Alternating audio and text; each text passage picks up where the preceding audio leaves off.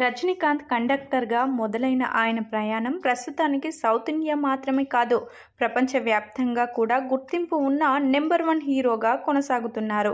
70 ఏళ్ల వయసు వచ్చినా కూడా ఆయన హీరోగా మంచి సినిమాలను తీస్తూనే ఉన్నారు.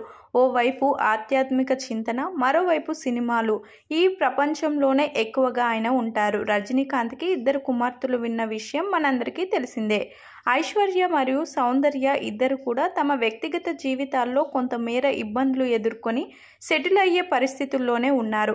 సౌందర్య పెళ్లి చేసుకొని విడాకులు తీసుకున్న తర్వాత మరొక వివాహం చేసుకుంది. ఆమెకు 2 కుమారులు ఉన్నారు. ఇక ఐశ్వర్య హీరో ధనుష్తో వివాహం జరిగి 2 పిల్లలు పుట్టాక విడాకుల బాట పట్టారు. వీరి వ్యక్తిగత జీవితాలు ఎలా ఉన్నా సినిమాల జీవితం విషయానికి వచ్చేసరికి ఇద్దరు కూడా ఇండస్ట్రీకి డైరెక్టర్స్గా ఎంట్రీ ఇచ్చారు.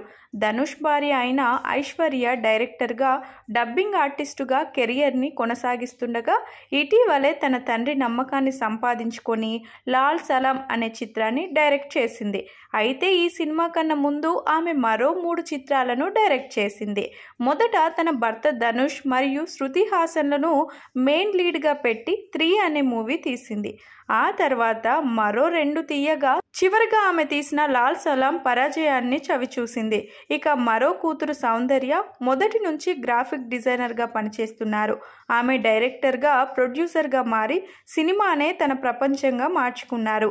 తండ్రిని హీరోగా పెట్టి కొచ్చియాడియన్ అనే ఒక యానిమేటెడ్ సినిమాను కూడా ఆమె తీయడం జరిగింది. కానీ ఇది కూడా పరాజయాన్ని చవిచూసింది. ఇలా 2 కుమార్తెలను నమ్మి సినిమాను అప్పగించిన రజనీకాంత్ సక్సెస్ని మాత్రం అందుకోలేకపోయారు.